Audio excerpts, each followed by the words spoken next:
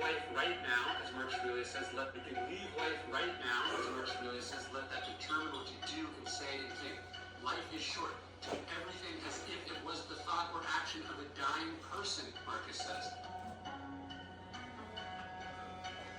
I think Marcus Aurelius is maybe the most fascinating person who ever lived. You know, we have this idea that absolute power corrupts absolutely, but Marcus is the exception to this rule. He's not born to a royal family. He's chosen as a young man, actually at the same age as Nero, and groomed for power. And what is the first thing he does with the power? He shares it with his brother. So I've been on this journey studying Marcus Aurelius since I first read Meditations, and it changed my life, and it's changed the life of millions of people in the 2,000 years since he lived. I'm Ryan Holiday. I've written now 12 books. I've been writing about Marcus Aurelius for more than a decade. I've been lucky enough to talk about Marcus Aurelius to the NBA and the NFL, special forces, to sitting senators, to CEOs, and everyone in between. And in today's episode, I wanted to give you some of my favorite lessons from the one and only Marcus Aurelius, the philosopher king. If you want to learn about the great principles and ideas that this man lived by, I think this video is for you. My favorite story about Marcus Aurelius comes at the depths of the Antonine Plague, which is a horrible pandemic that kills millions of people. Rome's economy has been devastated. People are dying in the streets, and everyone feels like it can't possibly get better. And what does Marcus Aurelius do? He walks through the imperial palace and begins to mark things for sale. For 2 months, he sells on the lawn of the great emperor's palace the jewels and robes and couches, the finery owned by the emperor. He's sending a message. He says, I'm not going to put myself first. I don't need these fancy things, not when people are struggling. He says, I'm going to do the little things that make a difference. To me, this is like the CEO who takes a pay cut in a bad economy. This is the athlete who renegotiates their contract so the team can bring on new people. This is the leader who sacrifices and struggles, who puts the people first, not their own comfort and needs. That's what greatness is like, and that's why I love this story from Marcus Aurelius. You're not stuck. I know you think you are, but what the Stoics wanted you to know is that, yes, one path might be closed, but another remains open, right? The impediment to action advances action. What stands in the way becomes the way. Marcus Aurelius isn't saying that nothing can ever stop you. He's saying that when you're stopped in one capacity, there remains other capacities open to you. You always have the opportunity to practice virtue, practice excellence, to change in some form or another based on what's happening. You don't control what happened, you control how we respond. That's what Stoic philosophy is about. So yes, one path can be closed, the door can be shut, but the window remains open.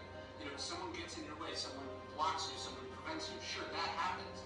But they can't stop you from being patient. They can't stop you from practicing forgiveness. They can't stop you from going in a different direction, from changing your mind, trying something new, growing because of this, learning because of it.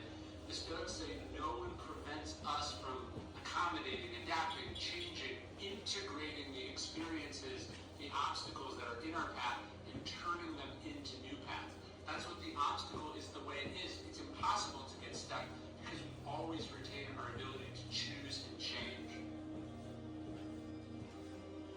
We know what it is we need to do, right? We have the information. The problem is doing it. Marcus Aurelius says you could be good today. Instead, you choose tomorrow. We put it off. We say, I'm going to get started on the diet. I'm going to get started on the novel. I'm going to get started cleaning the house. I'm not going to do it today. I'm going to do it tomorrow. If it was about information, no one would be overweight. No one would be unhealthy. Everyone would have six-pack abs. Every project would get completed. We know how to do it. The problem is that we don't do it. We don't take the steps.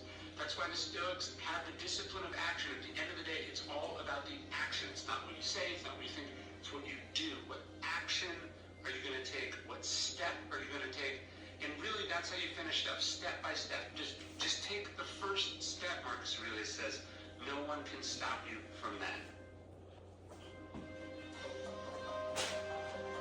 It takes an immense amount of self-awareness to go, I'm feeling discomforted because of X, or I'm feeling anxious because of X. You know, I think that was something for me that I found during the pandemic where suddenly I wasn't doing anything. So I wasn't having to get to this plane. I wasn't stuck in traffic here. I wasn't having to prepare for this or that. And so you'd think that my anxiety would go way down, that suddenly that's not true. And then you realize, oh, the anxiety has nothing to do with any of the things. It's actually, Mark Schroes talks about this in meditations. He says, I escaped anxiety, and then he goes, no, actually, I discarded it. He writes this during the plague, no less, but he goes, I discarded it because it was within me. That was a breakthrough I sort of had. I was like, oh, I thought I was stressed and anxious and worried because of all of these very reasonable things that cause those things in your life, work, family stuff, and then when all that gets pared down, you realize it's like, oh no, it was me. Marcus Aurelius has a better morning routine than you, I promise. So he gets up early. Even though he doesn't want to get up early, even though he doesn't have to get up early, he makes himself get up early. He says, what were you made to sit here under the covers and keep warm, or were you meant to go do the work of a human being? So he gets up early and he goes and he does his work. And what is the first thing you do? I think that he sits down with his journal. Meditation survives to us because it's the private thoughts of the most powerful man in the world. He wrote down these thoughts because they made him better.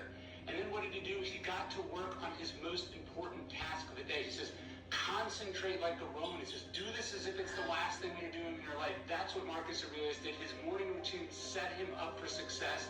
He didn't approach the day at random. He knew that well begun is half done, and so should you. Start your day with a morning routine that lets you own the day from the beginning.